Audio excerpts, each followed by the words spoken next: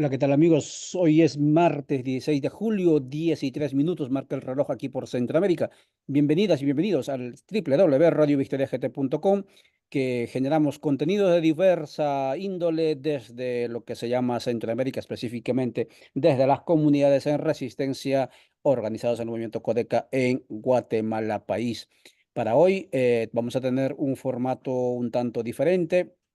Van a estar en sala todas las personas que tienen la posibilidad de acceder a través del Zoom para participar, aprender, desaprender también sobre esta temática tan inquietante como es la teología política, enfocándose en el tema de la movilidad humana o de la migración, que consideramos que es fundamental para nosotros y nosotras quienes estamos eh, en movimiento, pero también dentro de movimientos sociopolíticos, porque aquí ya comienzo antes de presentar a nuestro invitado indicando que el tema de la migración aquí no lo estamos viendo únicamente como una cuestión de derecho, no estamos viendo únicamente como una cuestión socioeconómica, estamos viendo también como una cuestión de actitud y de aptitud, es decir, esa disponibilidad de movilizarnos, desaprender y aprender internamente, eh, ya sea como parte de movimientos, ya sea como parte de una comunidad, ya sea como parte de una colectividad.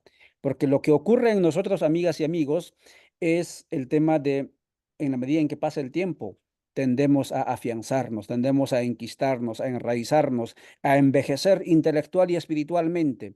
Eso se llama inmovilizarnos. Y la movilización o la migración o la traslación es lo contrario. En esas dos dimensiones, creo yo, es que donde tenemos que movernos los seres humanos para envejecer bien en el lenguaje biológico o en el sentido biológico, o para poder trascender en esta historia, o en estas historias que vamos construyendo.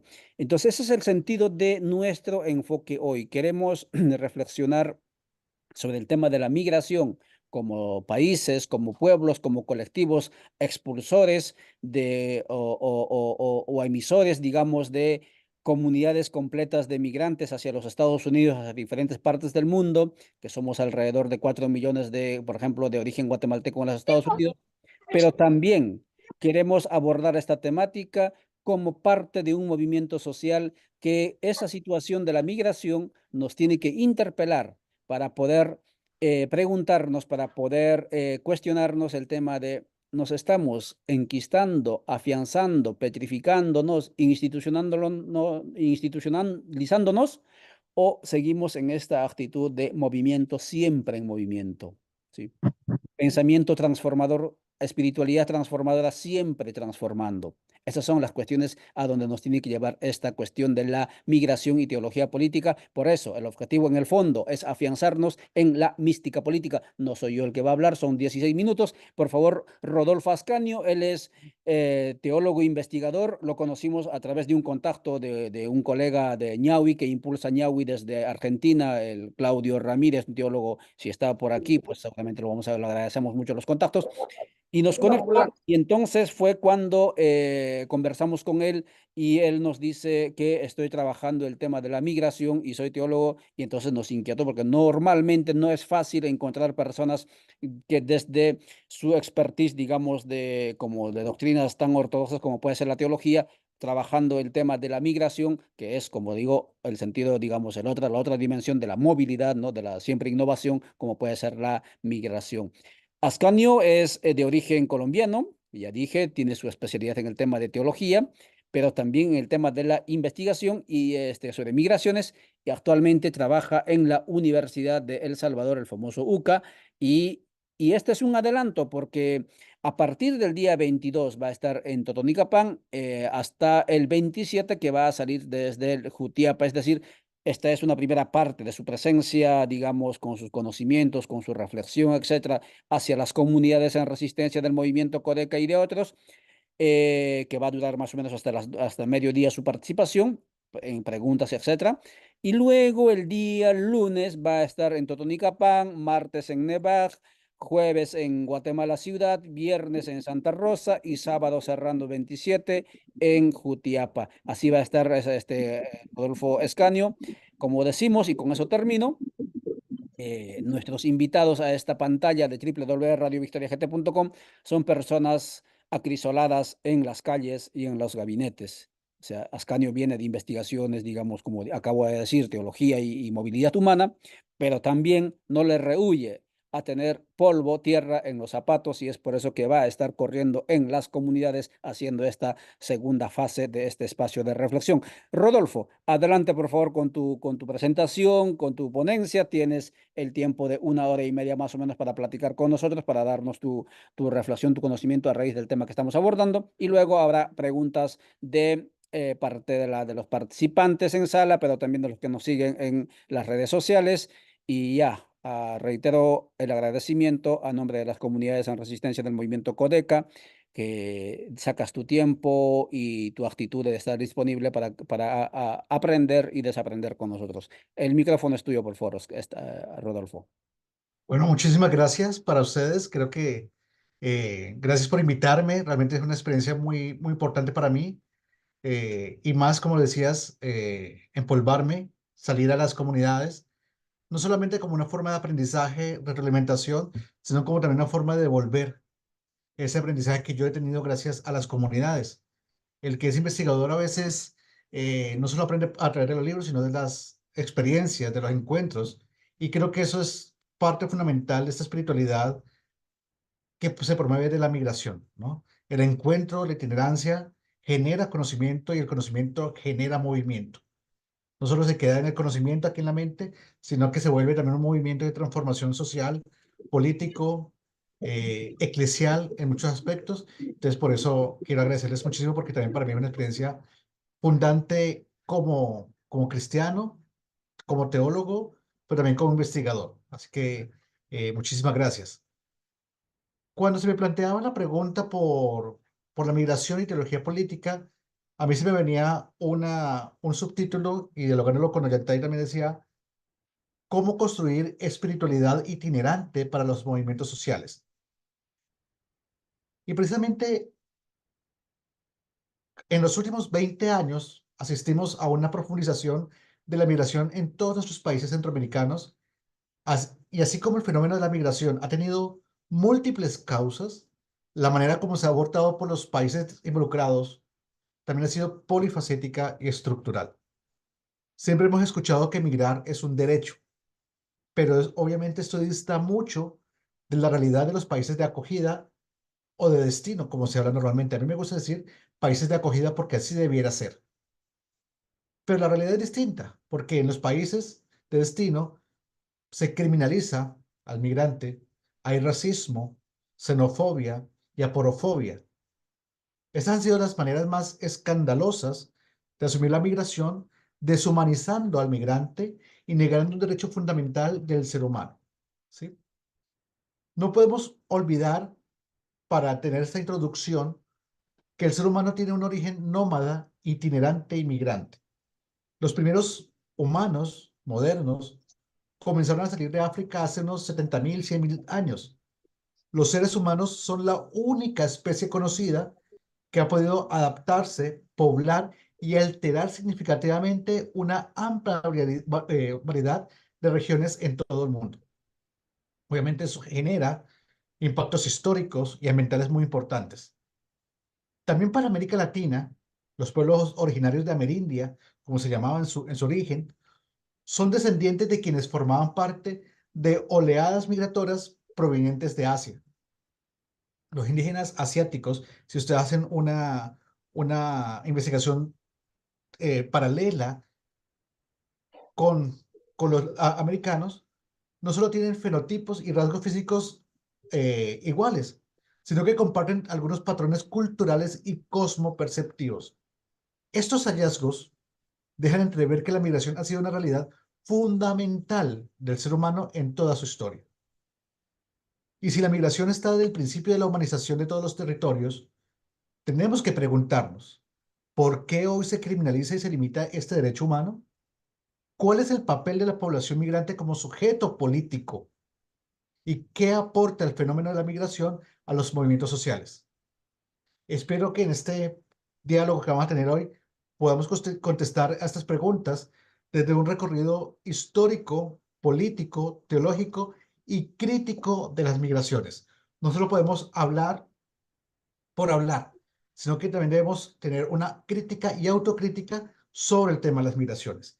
Y creo fundamental decir que este diálogo lo hago como teólogo.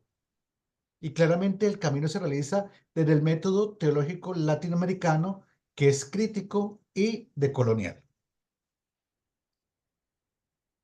Lo primero que debemos preguntarnos es, ¿qué significa ser migrante hoy? Y en América Latina, ser migrante es una realidad que muchas personas viven. La migración es extensa, multicausal, pero necesaria para las sociedades. Para entender mejor este tema, podemos iniciar conceptualizando qué es migración. Migración es el movimiento de personas de un lugar a otro, generalmente con la intención de establecerse en un lugar de destino de manera temporal o permanente. Hace algunos años, solo se pensaba de la migración hacia países mal llamados de primer mundo, ¿sí? Sin embargo, se está dando un crecimiento muy importante en migración regional, es decir, entre países vecinos, la cual también cambian algunas características en el análisis. Las causas de esta movilidad humana son diversas, incluyendo factores económicos como la búsqueda de empleo, mejores oportunidades económicas, factores políticos como conflictos o persecución política, factores sociales como violencia o discriminación. Y últimamente han habido dos factores que han surgido de manera muy exponencial. Los factores ambientales, como desastres naturales y cambios climáticos que generan migración, y también familiares como la reunificación familiar.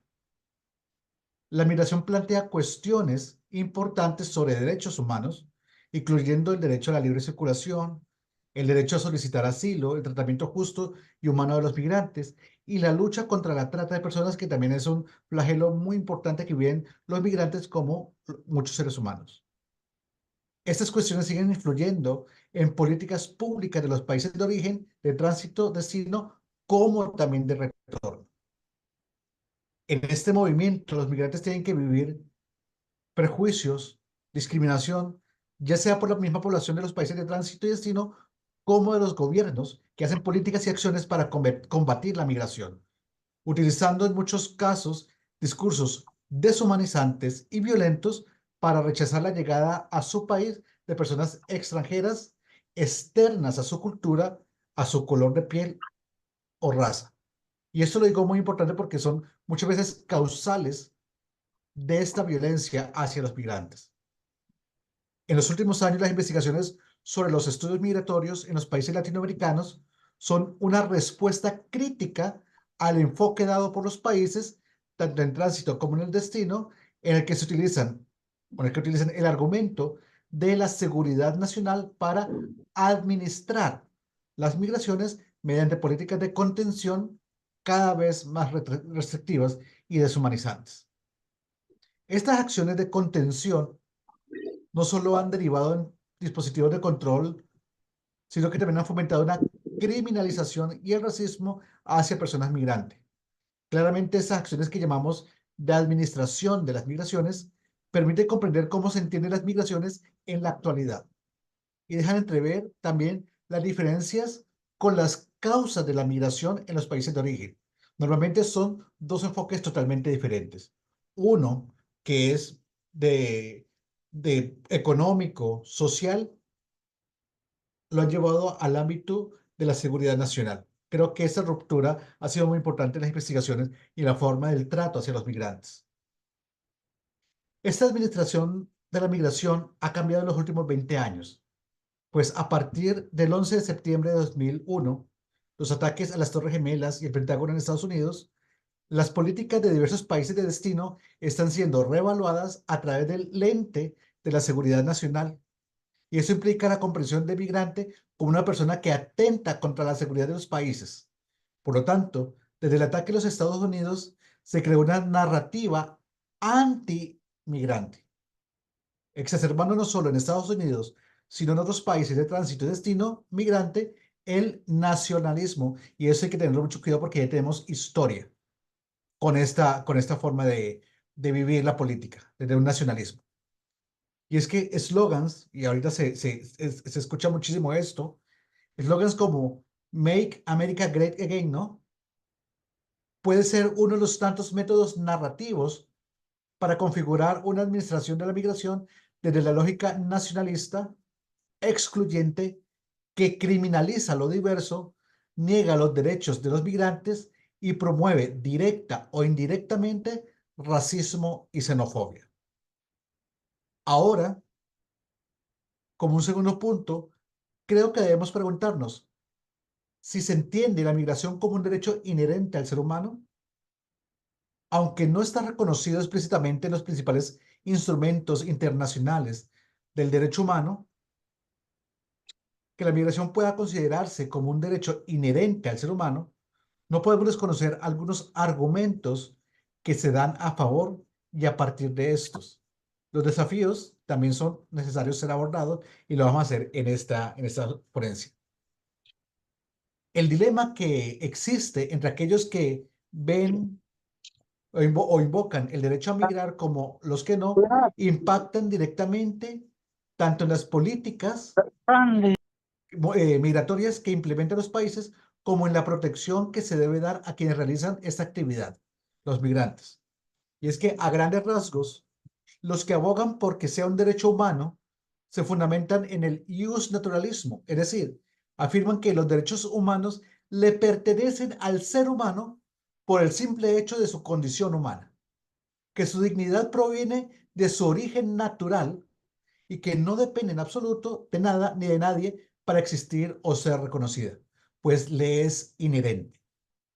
Esta definición, para los ios naturalistas, se plantea desde la concepción de que los derechos humanos son superiores y anteriores a la actuación y existencia misma del Estado, lo que significa que no es necesario contar con un sistema jurídico para su existencia y que el Estado tampoco puede eliminarlos mediante norma alguna.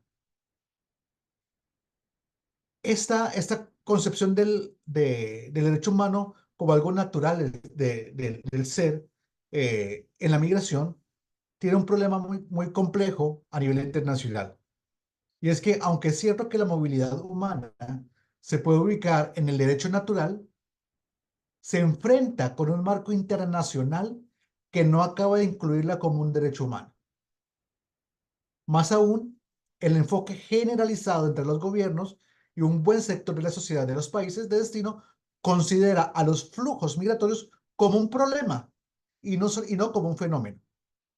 Y esto es así porque no se logra identificar que la migración se encuentra en un terreno más globalizado y hay una contraargumentación negativa desde la tradicional defensa de la soberanía nacional, es decir, el derecho soberano de todo Estado de determinar sus propias políticas migratorias.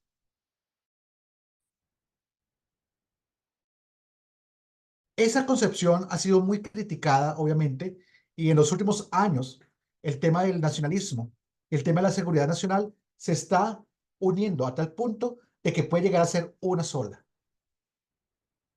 Un Estado que niega los derechos humanos por simple nacionalismo y utiliza prácticas militaristas para poder contener la migración o la movilidad humana.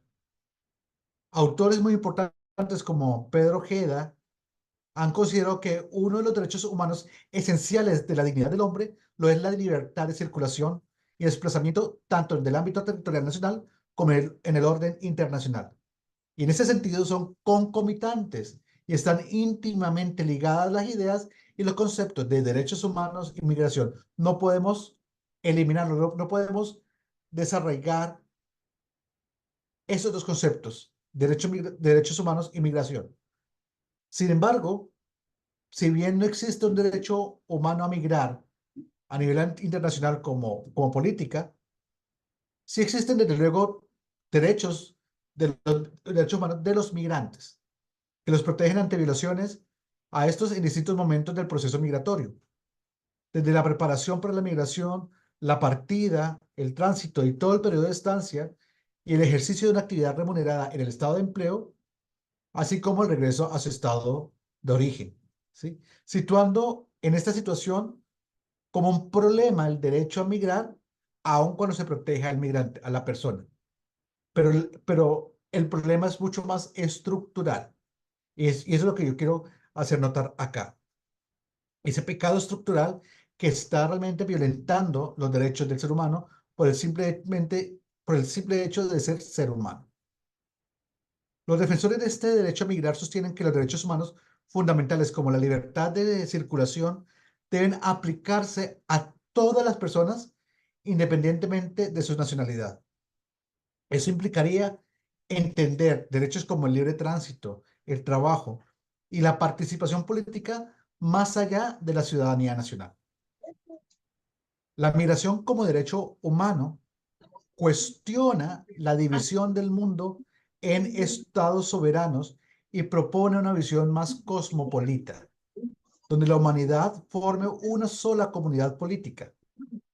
Eso no significa necesariamente la desaparición de los estados, sino el reconocimiento de que el ser humano es la razón de ser de las estructuras sociales, políticas y económicas y no al contrario.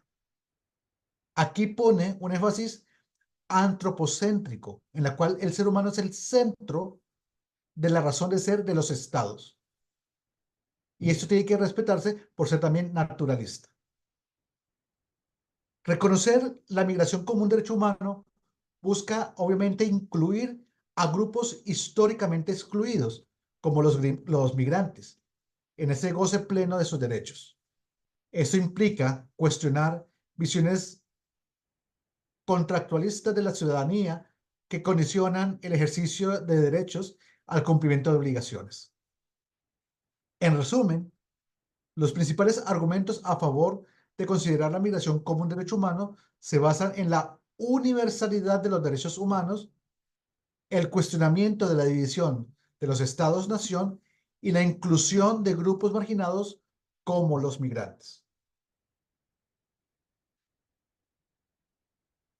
Ahora, aterrizando un poco más este aspecto mucho más sociológico y político al ámbito teológico político, debemos entender que de principio a fin, el lector de la Biblia, la Sagrada Escritura, que es un manual de vida para nosotros los creyentes, se encuentra con el universo de los migrantes constantemente y de las migraciones en sus más diversas expresiones y perspectivas por medio de la presencia y la acción de Dios que se hace oír a través de las voces de narradores, legisladores, sabios, profetas, reyes, apóstoles, evangelistas, entre otros, y en particular por el propio Hijo encarnado, que se hizo migrante con los migrantes y peregrino por excelencia en la faz de la tierra, Jesús de Nazaret. Desde el inicio, la confesión de fe de Israel bíblico en el Antiguo Testamento no es la aceptación de un código de leyes o doctrinas. La fe del pueblo judío no es un sentimiento abstracto, sino que está enraizado en un hecho, en la intervención de Yahvé en la historia de un pueblo para liberarlos de la esclavitud. El origen nómada se evidencia en el texto central de esta profesión de fe que se da en el Deuteronomio 26, 5 al 10, y quiero leerlo de los textos bíblicos que realmente deberían ser esa marca del cristiano que debería ser narrada y transmitida. Dice, mi padre era un arameo errante que bajó a Egipto y residió allí como inmigrante, siendo pocos aún, pero se hizo una nación grande, fuerte y numerosa. Los egipcios nos maltrataron, nos oprimieron y nos impusieron dura servidumbre. Nosotros clamamos al Señor, Dios de nuestros padres, y el Señor escuchó nuestra voz y vio nuestra miseria, nuestras penalidades y nuestra opresión. Y el Señor nos sacó de Egipto con mano fuerte y tensó brazo en medio de gran terror, señales y prodigios. Nos trajo aquí y nos dio esta tierra, tierra que emana leche y miel. Y ahora yo traigo las primicias de los productos del suelo que tú, Señor, me has dado. Estas palabras marcan una característica de identidad migrante en los cristianos, en todos los que nos llamamos hijos e hijas de Dios. Esta concepción teológica de migrante tiene una repercusión social muy importante porque construye realidades, pero también construye pueblo, construye movimiento social, construye resistencia. Y creo que aquí, si nos ponemos a leer el texto del Éxodo o el Pentateuco, que son los primeros libros de la Biblia, son un análisis revolucionario de la migración. ¿Sí? Por eso es tan importante entrar en este tema y comprender que del inicio de la Biblia ya hay una comprensión del cristiano, el seguidor del seguidor o hijo e hija de Dios como migrante. También Jesús de Nazaret puede ser visto como un migrante desde esta característica revolucionaria, debido a la naturaleza itinerante de su vida y al impacto transformador de su ministerio. A lo largo de los evangelios se muestra a Jesús viajando constantemente por Galilea, Samaria y Judea, predicando, enseñando y realizando actos de sanación. Su vida sin un hogar fijo y su dependencia de la hospitalidad de los demás reflejan una existencia de desapego de las posesiones materiales y de las comodidades del hogar. Siempre estaba en camino, siempre estaba en esa dependencia de la hospitalidad humana. Esa vida en movimiento le permitió estar en contacto directo con diversas comunidades y personas, incluidas especialmente aquellas marginadas por la sociedad. Recordemos que Jesús siempre se encontraba en las márgenes, donde estaban los marginados, no es la palabra, ¿sí? Lo que le permitió a Jesús de Nazaret también llevar su mensaje de amor y justicia a todos, sin restricciones geográficas o sociales. El mensaje de Jesús fue profundamente revolucionario. En su, en su contexto histórico, predicó un evangelio de amor, de compasión y de justicia. ¿Sí? Y también desafiaba las normas establecidas a nivel político y a nivel social. Jesús se opuso a la hipocresía y a la corrupción de las autoridades religiosas y defendió a los marginados y oprimidos, incluidos los pobres, los enfermos, las mujeres y los extranjeros. Su concepto del reino de Dios proponía una sociedad basada en la equidad, el perdón y la solidaridad, en contraste con las estructuras de poder y las divisiones sociales de su época. Siempre chocaba precisamente con esas estructuras, no solamente por chocar, porque creo que esa no era la intención. Yo creo que lo importante era precisamente, como se decía al principio, desaprender, desaprender prácticas sociales y culturales que no estaban enmarcadas en esos valores del reino de Dios que Jesús vino a proponer nuevamente, a recordar y a hacerlas vida. ¿Sí?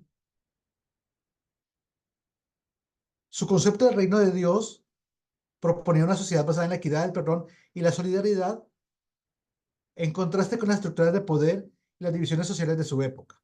Este enfoque radical no solo ofrecía una visión alternativa de la convivencia humana, sino que también exigía un cambio profundo, y aquí creo que es importante, proponía un cambio profundo en las actitudes y acciones de las personas, de sus seguidores principalmente.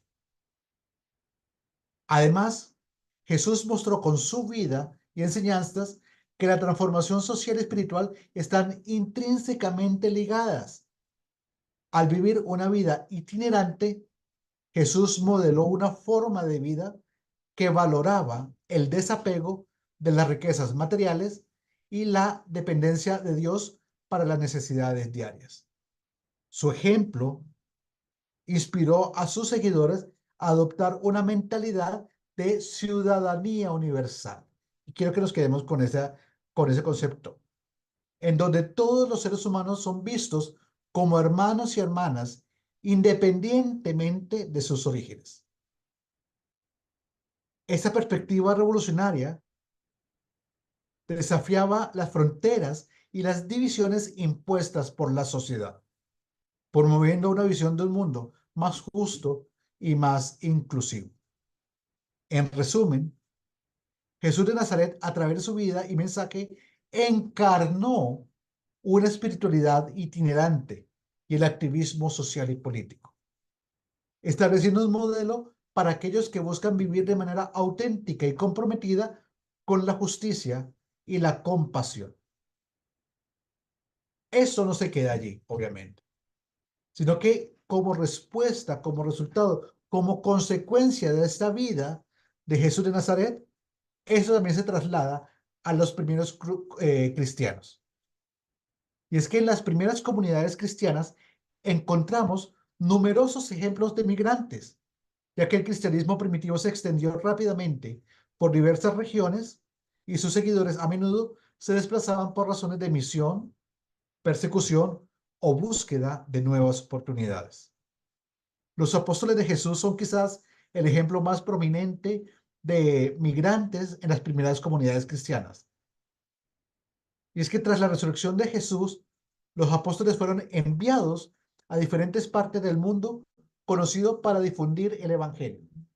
Pedro, por ejemplo, del que se dice que es a quien Jesús le dio las llaves de la iglesia, ese primer papa que llamamos nosotros, aunque alejándonos un poco de esa institucionalidad, fue ese Pedro que también resistió ante su debilidad y se convirtió en un gran apóstol, ¿sí? Se trasladó desde Jerusalén a Antioquía y luego a Roma para anunciar a ese Jesús resucitado. Y allí en Roma fue finalmente martirizado. Pablo de Tarso, conocido como el apóstol de los gentiles, realizó varios viajes misioneros que lo llevaron por todo el Mediterráneo, incluyendo Asia Menor, Grecia y Roma. Esos viajes no solo sirvieron para predicar el Evangelio, sino también para establecer y fortalecer nuevas comunidades cristianas. Durante los primeros siglos del cristianismo, los cristianos a menudo fueron objeto de persecuciones, tanto locales como por parte del imperio, y estas persecuciones forzaron a muchos cristianos a huir de sus hogares y buscar refugio en otros lugares. Por ejemplo, tras el martirio de Esteban, se produjo una dispersión de los cristianos desde Jerusalén hacia Judea y Samaria. Eso lo podemos ver en el libro de Hechos, capítulo 8. Esta diáspora, después de que se produce esta dispersión de los cristianos, contribuye a la propagación del cristianismo, ya que los refugiados llevaron consigo sus creencias y prácticas a las nuevas comunidades en las que éstas se asentaban. Es decir, hay lo que llamamos hoy en la investigación unas remesas culturales. No solo es el dinero, también es aquello cultural de la fe, de los movimientos sociales, de esa resistencia que se lleva consigo al lugar donde voy, al lugar donde yo llego, a esas sociedades de acogida. En el contexto también del Imperio Romano, que facilitaba el movimiento a través de sus redes de caminos y rutas marítimas, muchos cristianos eran comerciantes y viajeros que llevaban el evangelio consigo. Por ejemplo, hay una pareja maravillosa que es Priscila y Aquila, mencionado en los Hechos de los Apóstoles y en las epístolas de Pablo. Era una pareja de esposos comerciantes que viajaron desde Roma a Corinto y a Éfeso, colaborando estrechamente con Pablo en su misión evangelizadora. Estos comerciantes que fueron expulsados, fueron refugiados, tuvieron asilo político y a la vez hicieron misión, llevaron el mensaje, ¿sí? Y jugaron un papel crucial en la difusión del cristianismo a lo largo del Imperio Romano. De ellos y otros que se anuncian en el Nuevo Testamento, se puede decir que se se entiende o se le agradece la expansión del cristianismo por todo el mundo. Las primeras comunidades cristianas estaban compuestas en gran parte por migrantes. Estos incluían apóstoles y misioneros, refugiados de persecuciones y comerciantes que se movían por todo el Imperio Romano. Sus desplazamientos fueron fundamentales para la expansión y consolidación del cristianismo en sus primeros siglos y ejemplifican cómo la movilidad y la migración han estado intrínsecamente ligadas a la historia del cristianismo desde sus inicios. Y aquí quiero entrar a un elemento fundamental después de haber entendido qué es la migración y cómo la fe y el cristianismo y la teología tiene que ver con la migración y la movilidad humana, tanto a nivel individual como social y comunitario. Eso nos tiene que dejar o llevar hacia una pregunta muy importante. ¿Qué significa para nosotros vivir una espiritualidad itinerante? Y es que la espiritualidad itinerante es un eje potenciador de los movimientos sociales. Y quiero aquí precisamente aclarar, después de ahondar en esa precomprensión de la relación entre migración y teología, quiero dar un paso más desde la teología política hacia una espiritualidad itinerante. Para comprender la praxis cristiana junto a los migrantes, debemos reconocer el carácter político y espiritual del cristiano. El tema de la relación entre fe cristiana y compromiso político se encuentra enmarcado desde una teología espiritual muy importante, puesto que esta teología trata de dar razón de la esperanza. Desde un modo específico de vivir la fe cristiana común a todos los que intentamos vivirla.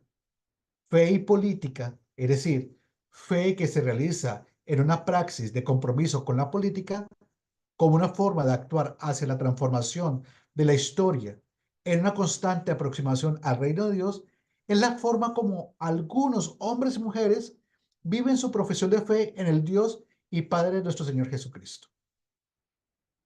El teólogo Juan Luis II de Argentina habla, creo que es de Argentina o Uruguay, no estoy seguro ahora, habla de espiritualidades como intentos de estructurar eclesialmente formas o caminos pautados de vivir el cristianismo, que puede estar enmarcada culturalmente desde un ámbito institucional, como la iglesia, como una organización específica, pero también se ha vivido el compromiso político personal y cultural sin expresa preocupación que corresponda a una teología sistemática o alguna institución. Y es que así lo han vivido incontables cristianos de las bases eclesiales y no pocos agentes de pastoral. Muchos cristianos latinoamericanos tenían de dar razón de su esperanza en una praxis histórica desde un compromiso político. Y es que volviendo a la historia, en América Latina, a partir de la novedad revolucionaria que alboreó en Cuba en 1959, fue vivida en no pocos ambientes eclesiales, como un desafío a intervenir en la historia revolucionariamente a partir de la fe cristiana que conducía exigentemente a la espiritualidad del compromiso político. Compromiso que en su momento contaron con una fuerte represión estatal, gobiernos militaristas y dictaduras militares que vieron en esta fe vivida en la historia una amenaza para los intereses oligárquicos de las élites latinoamericanas, es decir, un nacionalismo y una seguridad nacional. Ojo que aquí ya empezamos a encontrar paralelismos muy importantes. Esta represión que también generó un nivel de resistencia tal de que muchos cristianos decidieran tomar las armas como una manifestación límite de su compromiso cristiano y político. No es el deber ser o el que siempre fue, sino que era una manifestación límite el tomar las armas, como una forma de eh, de, de acompañar en la resistencia ante ante estos regímenes militares. No existe más que una sola historia, afirmaba Gustavo Gutiérrez en su obra magna, Teología de la Liberación Perspectivas, apuntando de esta manera al núcleo de la espiritualidad latinoamericana del compromiso político, afirmando que la historia de la salvación no era paralela a la historia de la humanidad, sino que las dos son una misma. Y por eso todo compromiso cristiano deberá ser histórico o no será cristiano. Repito esto, todo compromiso cristiano deberá ser histórico o no será cristiano. Y al ser histórico es político. ¿Sí? Por lo tanto, para comprender este compromiso político cristiano, es decir, la relación entre fe cristiana y espiritualidad cristiana como compromiso político, tiene que afrontarse en el terreno de la realidad y el misterio de la gracia. Se trata aquí de la gracia como favor de Dios a la persona, como forma concreta que toma el don de Dios en la persona que se compromete políticamente con sus hermanos. Una fe que actúa en el amor político a los hermanos, según Gálatas 5. Se trata, sin embargo, no de una gracia vivida solo individualmente, sino experimentada en la persona como sujeto histórico, es decir, como miembro de un pueblo con una responsabilidad en la historia. El compromiso político, como forma cristiana de responsabilizarse de la historia, solo será lo más valioso cuando se acredite, cuando se manifieste de verdad como un amor político. ¿Sí? Camilo Torres dirá un amor eficaz. Y cuando esta responsabilidad sea inherente al ser humano, que se practica en lo cotidiano y con los prójimos, con los próximos y con los otros. Esa es la única forma de verificar y de evidenciar que este amor político sea realmente cristiano. Esta responsabilidad histórica se manifiesta en una dinámica humana social muy importante, la interrelación. Y esto lo saco precisamente de un gran teólogo, Pedro Trigo, que precisamente habla de esas relaciones humanas, las relaciones humanizantes, es decir, salir al encuentro, estar en movimiento, vivir la itinerancia. Es así como la espiritualidad cristiana posee una responsabilidad social de encontrarse en salida, en movimiento hacia las periferias existenciales. Y a partir de esto, vivir con unas características de seguimiento de Jesús como un itinerante. La espiritualidad itinerante se basa en el concepto de vivir una vida en movimiento. Esta forma de espiritualidad fomenta un desapego de las posesiones materiales y las comodidades, lo que facilita una mayor apertura a las experiencias y el encuentro con el otro, compañero de camino. La espiritualidad itinerante invita a moverse constantemente, sumergiéndose en diversas realidades sociales y culturales, lo que les proporciona una perspectiva única sobre las injusticias y desigualdades presentes en la sociedad. Esta conciencia y empatía hacia los marginados y oprimidos les permite actuar como poderosos agentes de cambio, denunciando injusticias y abogando por los derechos de los desfavorecidos. En su interacción constante con diferentes comunidades y culturas, los itinerantes construyen puentes y reducen barreras entre diversos grupos sociales. Su experiencia de vida sencilla y sostenible ofrece un testimonio práctico de alternativas, por ejemplo, al consumismo, al capitalismo, a las sociedades de consumo y promueve la justicia ambiental. Además, la hospitalidad y la solidaridad que practican en su itinerancia inspiran movimientos sociales que buscan la inclusión y la cohesión social. Al demostrar con sus acciones y estilo de vida que es posible vivir de manera armoniosa y respetuosa con el entorno y con los demás, los itinerantes fortalecen los movimientos sociales en su lucha por un mundo más justo y equitativo. Como sujetos políticos también quiero tocar el tema porque los migrantes que viven la espiritualidad itinerante se convierten en modelos de resistencia y compromiso social. Y eso lo vemos constantemente, puesto que el migrante, tanto en el momento de tránsito como en los lugares de destino, son ejemplo de resistencia ante la eliminación muchas veces de la identidad, como también en ese compromiso por eliminar esas barreras y esos muros que afectan a los migrantes. ¿Sí? La fortaleza y esperanza derivada de su práctica espiritual les permiten sostener su compromiso en el trabajo por la justicia social a pesar de los desafíos. Figuras emblemáticas de esta espiritualidad, como los mártires latinoamericanos, Monseñor Gerardi, Monseñor Arielelli, Monseñor Romero, muchos hombres y mujeres que han inspirado a muchos a dedicarse a causas sociales y humanitarias, demostrando que la espiritualidad puede ser un motor poderosísimo para el cambio social. La vida itinerante, con su enfoque en la solidaridad, el desapego y la justicia, transforma a sus practicantes en agentes de cambio,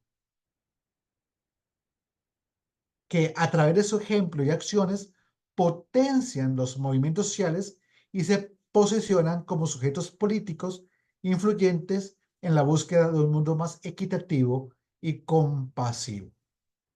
La vida en movimiento propia de la espiritualidad itinerante fomenta un desapego también de las identidades locales y nacionales rígidas. Y esto es fundamental cuando también estamos hablando de múltiples naciones en una sola persona o la inclusión de otros procesos indígenas, históricos y campesinos para, para comprender lo que significa nación. Y es que al viajar y vivir en diversas comunidades, los itinerantes desarrollan una perspectiva más amplia y global y reconocen que las divisiones basadas en la nacionalidad, la raza o la cultura son construcciones humanas y tienden a ver todas las personas como parte de una misma familia humana. Y esto es muy claro desde una comprensión de colonial de nacionalismos, raza y cultura. ¿Por qué? Porque nos han hecho entender, por ejemplo, voy a colocar un ejemplo, el tema de cultura, que hay culturas más avanzadas que otras, que hay culturas y que otros grupos sociales no tienen cultura. Y esto es un error gravísimo, porque todo ser humano posee una cultura. Diversa, diferente, claro que sí, pero nunca superior a la otra. E históricamente nos han hecho creer que la cultura europea o la cultura gringa es superior a la latinoamericana y mucho más superior que la de los indígenas. Imagínense esto, ¿sí? Creo que esto ha generado un desarraigo cultural muy importante por parte de sociedades en vez de mantenerla y potenciarla. Creo que hoy debemos reconstruir y volver a producir estos enclaves culturales para construir ciudadanía. La cultura social, indígena y decolonial ayudan a construir sociedades mucho más humanizantes, mucho más humanas.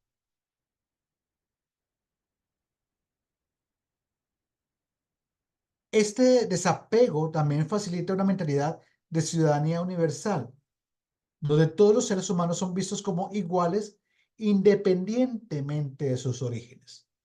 Y es que esto lo vemos claramente y ahorita con la crisis que se está viendo, por ejemplo, en Estados Unidos o en Sudamérica, con nuestros hermanos venezolanos,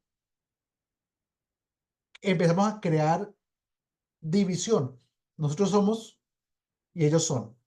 Los otros son menos que yo, los venezolanos son menos que nosotros y creamos esas estructuras de superioridad e inferioridad y creo que esto debe ser eliminado totalmente. ¿Sí?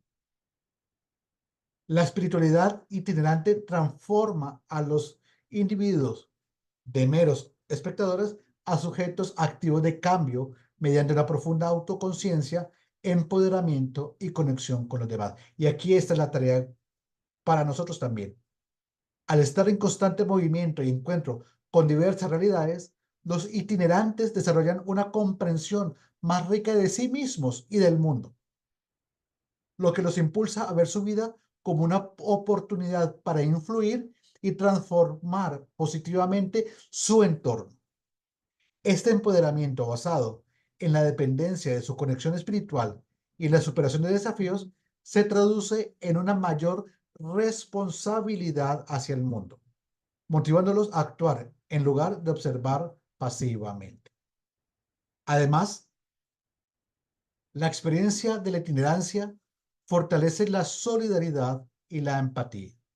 Los encuentros con personas de diferentes contextos y la práctica de la hospitalidad y la compasión profundizan el entendimiento mutuo, moviendo a los itinerantes a actuar en beneficios de otros. Al reconocer la interconexión de toda la humanidad, se sienten motivados a contribuir activamente al bienestar común, viendo su transformación personal como un medio para la transformación social. Esta conexión y compromiso con la justicia y la equidad impulsan a los individuos a convertirse en agentes de cambio que trabajan activamente por un mundo mejor, utilizando sus experiencias y conocimientos adquiridos en el camino para influir positivamente en sus comunidades y la sociedad en general. Y simplemente quiero ir finalizando para poder entrar en un diálogo mucho más rico y profundo con todos ustedes, una pequeña conclusión. Los migrantes, desde su realidad histórica como en su comprensión salvífica de y en la historia, están encaminados a la construcción de otra sociedad posible. El cielo nuevo y la tierra nueva que se exaltan en el Apocalipsis debe ser una forma de entender la misión como una construcción de nuevas realidades, como un salir de mi misma cerrazón como individuo para poder abrirme al mundo, comprender el mundo y transformar lo que sea necesario transformar, que son muchas cosas. Sin embargo, las características que hemos visto en esta exposición se entienden desde ese rasgo humano de seres humanos con la dignidad y compromiso social que éste conlleva. Ser migrante, tener la identidad como migrante, trae un compromiso social muy importante. Por eso a mí me gusta decir que la migración está ahí y no solo está, es necesaria, porque a través de este compromiso de los migrantes y de esta identidad se genera una transformación social.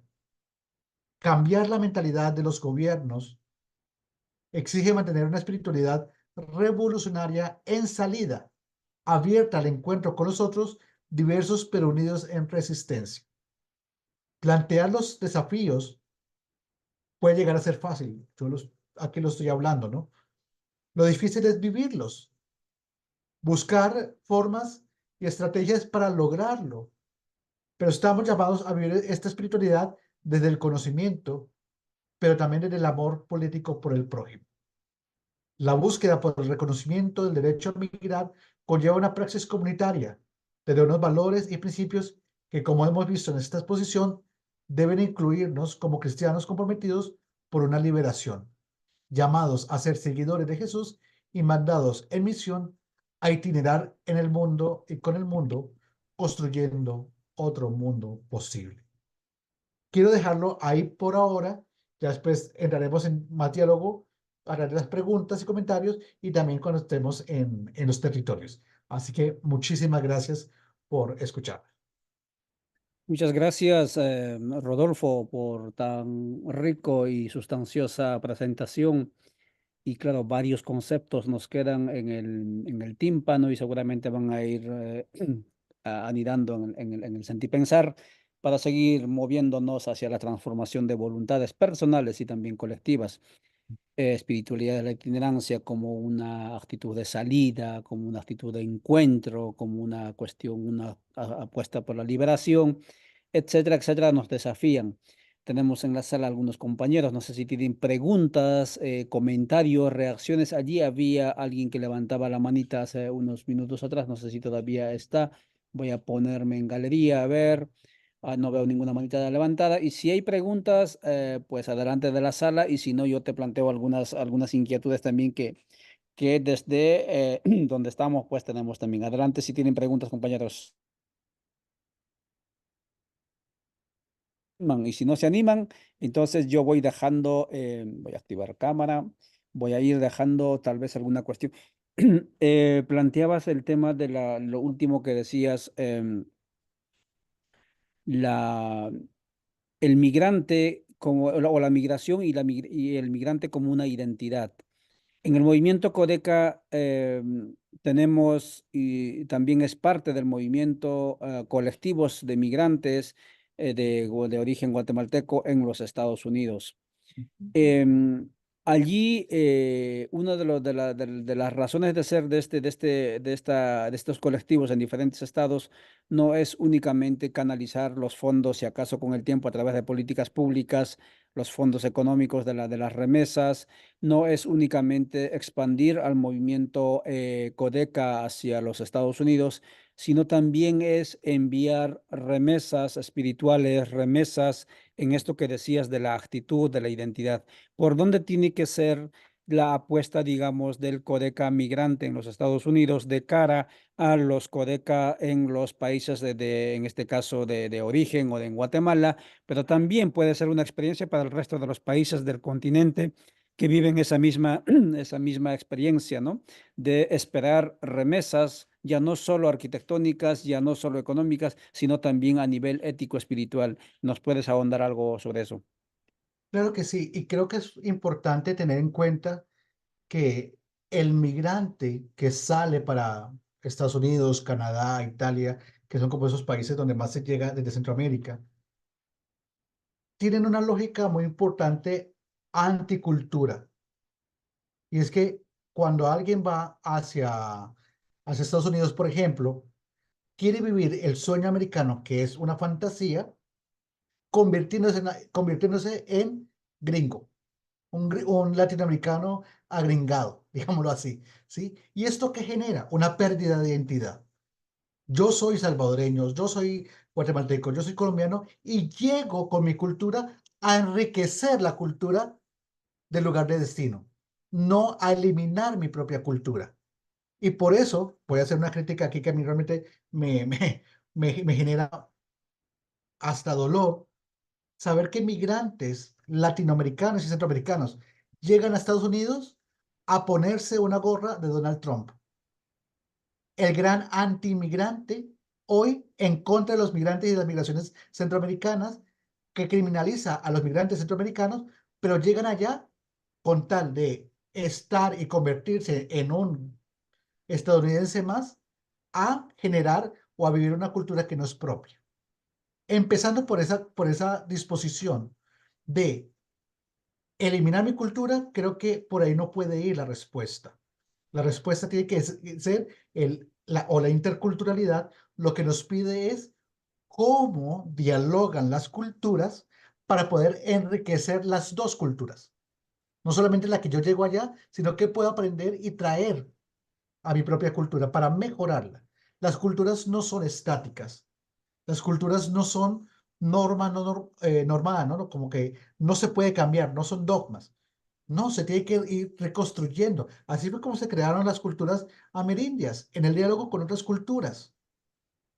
Ahí donde debe estar precisamente esa actitud de identidad que no se elimina cuando llega a una ciudad de destino, sino que al contrario llega a dialogar y a entregarse también a esa cultura. Sí, creo que es fundamental. ¿Por qué? Porque también cuando existe la, la posibilidad para algunos migrantes de la diáspora que regresan a sus países de origen ya sea de vacaciones o porque los regresan, llegan desubicados sin identidad. Llegan hablando inglés como si nunca hubiesen hablado español, cambian las formas de comida, cambian las formas de relacionarse, cambia su modo de estilo de vida cotidiano, aprendido de una cultura extraña. Y ahí al no dialogarse, lo que quiere hacer es imponer una colonización cultural que se da a través de los mismos migrantes. Vean lo complejo que puede llegar a ser esto. ¿Por qué? Porque la imposición siempre ha venido de afuera, pero qué terrible es que la imposición llegue también desde adentro. Ahí donde yo creo que debe empezar esa labor de los hermanos Codeca, de cómo fortalecer la identidad y aprender a dialogar con otras culturas. ¿Cómo puedo también dialogar con precisamente lugares donde existe racismo, xenofobia y acompañarnos en los procesos de liberación? Porque ahí un migrante que llega a una ciudad es agente de transformación cuando denuncia la explotación, denuncia la opresión, denuncia precisamente esto que hemos visto en los derechos humanos. Existen derechos de los migrantes. Entonces, ¿por qué un migrante, cuando llega a Estados Unidos, por ejemplo, no tiene derechos laborales? Es más, un migrante que llega a Estados Unidos, llega, se le da un trabajo, pagándole salarios inferiores con condiciones laborales terribles, pero no puede decir nada. ¿Por qué? Porque si no, inmediatamente puede ser denunciado ante la ICE o el Instituto de Migración de Estados Unidos para que sean deportados. Es un miedo constante que tienen los migrantes en Estados Unidos ante esa situación y por eso se callan. Y claro, yo no voy a decir que se vayan a arriesgar, pero sí como comunidad migrante tiene que hacer un proceso de transformación y de concientización, porque es la única forma de construir realidades diferentes. ¿Cuántos cristianos y cristianas, y lo pongo en este ámbito de la fe, existen en Estados Unidos haciendo y realizando actividades xenófobas por el simple desconocimiento y la simple imagen creada por los gobiernos de un nacionalismo en contra de la migración? Y son cristianos también. Entonces, en ese ámbito, creo que hay una necesidad importantísima de apoyo hacia los migrantes de manera espiritual, de manera individual y de manera colectiva, eliminando estas estructuras deshumanizantes en las sociedades migrantes. ¿Sí? Gracias, Rodolfo. Aquí hay un par de preguntas más. Vamos a entrar al chat. También tú tienes acceso al chat. Dice María Clemencia Pauque, dice, desde donde nos escribe, dice, ¿qué diferencia hay entre sociedad humanizante o más humana? Y también dice Edwin Martínez, un colega teólogo también, a quien Ujú. tenemos el gusto de tenerlo en nuestros espacios comunes. Hola Rodolfo, muchos saludos desde Guatemala. Desde tu experiencia, ¿cómo podríamos dialogar sinodalmente con la teología dogmática universal occidental sobre Cristo, desde un Cristo indocumentado, perseguido? India creo que va por esa línea, ¿no? Indica. Sí. Bueno, para responderle a María Clemencia, hay una gran diferencia en cuanto a la acción. Una sociedad más humana es un compromiso individual a vivir más humanamente. Una sociedad humanizante es aquella que promueve acciones de humanidad o de transformación humana en la sociedad. No solamente es vivirlo. Yo creo que los movimientos sociales tienen esa labor. No solamente es vivir humanamente, sino generar humanización social, generar prácticas humanizantes en la política, en la economía, en la cultura, en los trabajos, en la educación, construir prácticas humanizantes. Claro, primero tengo que ser humano. Y ser humano no solamente estar, sino vivir de manera humana con otro ser humano, transformando esas relaciones de humanidad.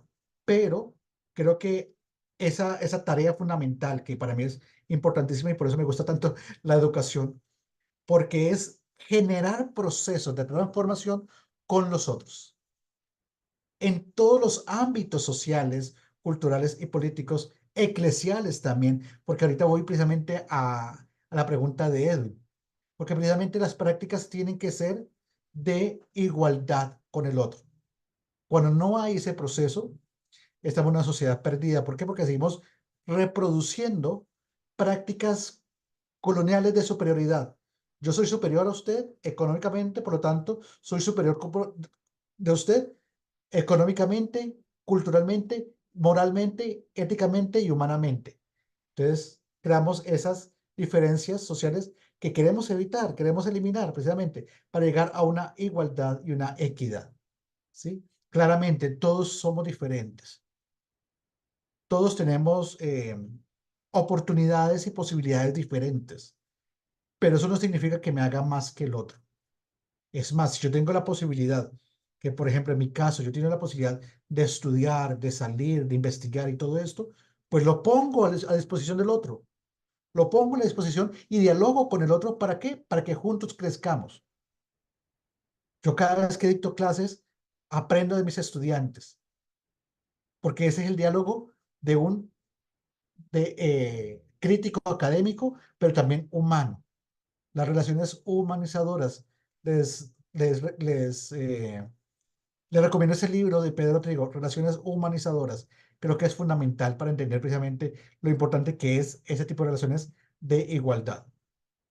Y lo que dice Edwin, sí, precisamente Amerindia, y poco creo que me conoce, yo soy el coordinador de la red de Amerindia aquí en El Salvador, y estamos ya en un proceso de, de diálogo sinodal, pastoral, teológico y bíblico.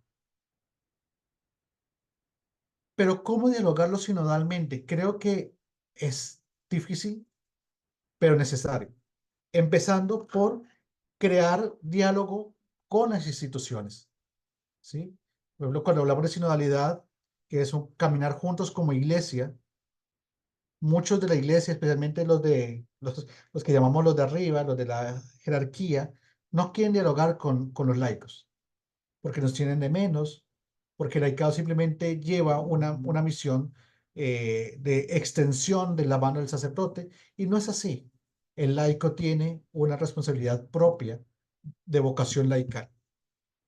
Entonces, hablar sinodalmente con la teología dogmática es crear esos espacios de diálogo, crear esas transformaciones de categorías.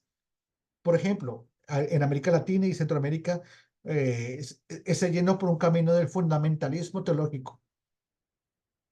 Ese fundamentalismo, ¿cómo excluye a los laicos, a las mujeres, a los indígenas, a los negros?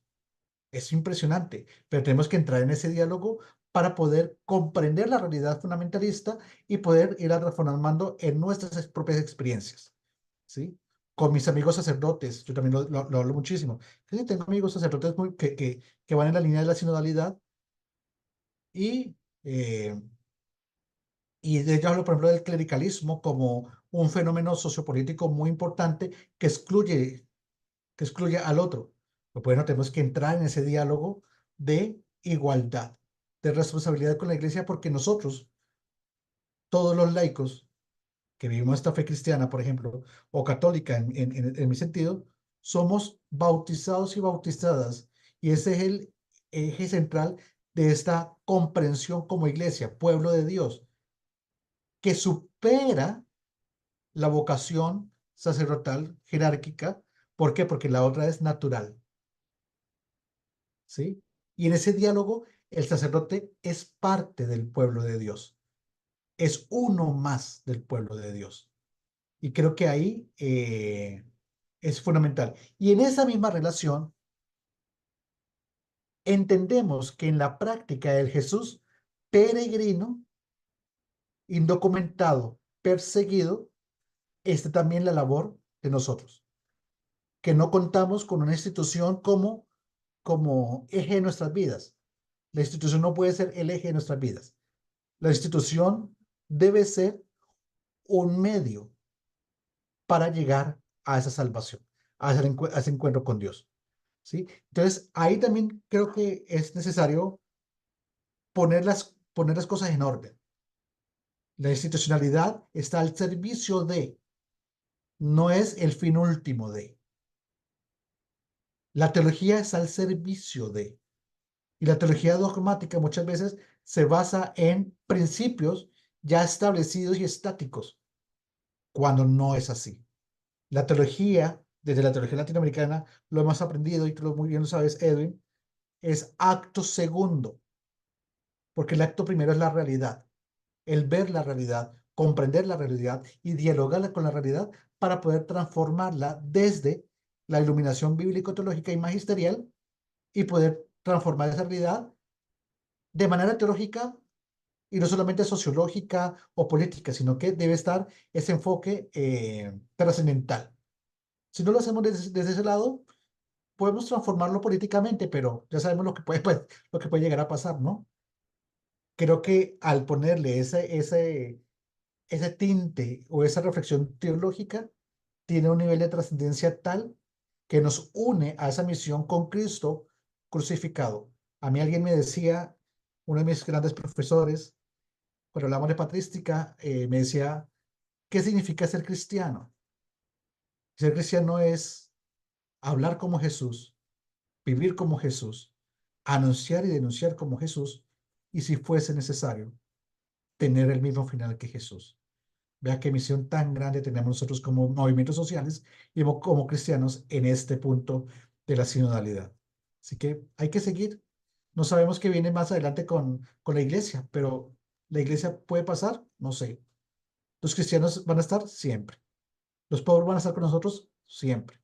Así que juntémonos a ellos para caminar con él, ¿sí? Muchas gracias. Hay Em, otra pregunta, ¿no? Sí, allí hay otra pregunta, dice, o antes te leo, dice en el chat, me ponía Betty Florian de la USAC, dice excelente y profundo análisis. Trabajar identidad y fortalecerla es el reto con Ujú. migrantes. Igual debe ser aquí en la ciudad, ella está en la ciudad de Guatemala, pues la mayoría hemos emigrado del campo a la ciudad, indica la colega Betty Florian. Aquí te dicen, María Clemencia igual te dice cómo podríamos, no, sí, cómo podríamos hablar de un futuro de la migración. Ahí vamos a ir avanzando, a ver, vamos. Muy bien. Yo quiero responder un poco también al anterior que hablaba, y es que es fundamental entender ese tránsito, ¿no? De lo rural a lo urbano, de las posibilidades que se entienden y de perder también nuestra tierra, ¿no? Una de las formas que genera, una de las cosas que genera identidad, sí es la tierra. Yo como colombiano, cada vez que voy a Colombia, me lleno y fortalezco mi identidad como colombiano, pero eso no me limita a tener ese encuentro con el otro, ¿sí?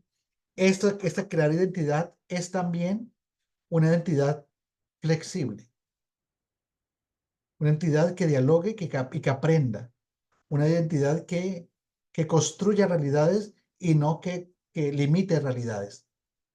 Porque a veces esta identidad, y hoy lo vemos un poco tristemente, con la guerra, genocidio, magnicidio en Palestina. Una identidad que tiene un componente religioso tan importante, lo que está haciendo es limitar el diálogo y la construcción de identidad. ¿Por qué? Porque hay una superioridad, muchas veces, del de la ciudad por encima de la del pueblo, ¿sí? Y a veces el que es de la ciudad se cree superior económica y moralmente y conceptualmente y culturalmente con el que es de campo. Y creo que esto también hay que eliminarlo, porque esa identidad no genera avanzar como sociedad, ¿sí? Y eso creo que es algo también importante seguirlo reflexionando y analizando. Y podemos hablar de futuro de la migración siempre, porque los migrantes, así como los pobres, siempre van a estar con nosotros. ¿Qué es lo que estamos buscando? Que la migración también se humanice, que el movimiento humano sea mucho más humano a la hora de destruir muros. Hoy, por ejemplo, estamos hablando de una cárcel muy grande que viene desde México hasta Panamá. ¿Por qué? Porque le están levantaron un muro en México con Estados Unidos y quieren levantar un muro en Panamá, en el Darién. ¿Qué está generando entonces para nosotros los centroamericanos? Una crisis muy grande, una crisis social, cultural muy grande. Pero también dice mucho, en vez de construir puentes, en vez de construir diálogo, me cierro al diálogo e impongo una verdad absoluta. Eso es muy grave para las sociedades. Creo que nuestra labor, y esto se lo aprendí muchísimo a, a un gran amigo teólogo que está en Guatemala, eh, José Luis González, que me decía, ¿cómo crear realidades sin muros? Y eso es lo que tenemos que pensar en esa ciudadanía universal. Construir realidades más allá de los muros para derribar esos muros que, que desunen sociedades, ¿sí? Que no dejan entendernos como una sociedad pluralista, sino como una sociedad aislada. Y esto creo que tenemos que pensarlo muy pronto desde la academia, ¿sí? El futuro de la migración viene desde ahí, desde estas lógicas eh, no liberales, sino como liberacionistas muy de derecha, que vienen a plantearnos eso, ¿no? Ahorita, por ejemplo, se está hablando en Alemania muchísimo las viejas también, políticas nacionalistas antimigrante. Y eso se supone que la historia nos debería haber enseñado que eso está mal.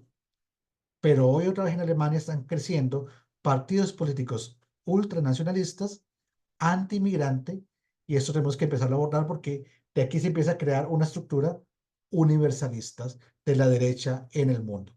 Recordemos que estamos en un proceso de derechización en América Latina y en Europa. Francia lo logró contener la semana antepasada, pero vamos a ver qué pasa en estos próximos meses en América Latina. Creo que es una instancia que tenemos que empezar a ver desde esa cultura de la migración, pero también desde una cultura política y social muy importante. ¿Sí? Gracias, Rodolfo. Aquí en Centroamérica son las 11:20.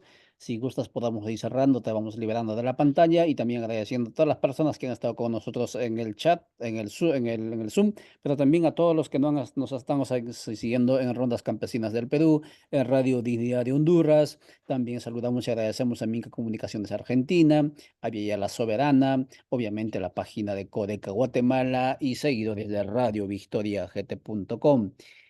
Mañana, amigas y amigos, cuando el reloj marque las 6 de la mañana, estaremos hablando sobre quienes se están oponiendo al proceso electoral en Venezuela. Escuche bien ese término, ¿sí? Oponiéndose al proceso electoral en Venezuela. Hay mucha desinformación y hablaremos con alguien desde allá también investigador.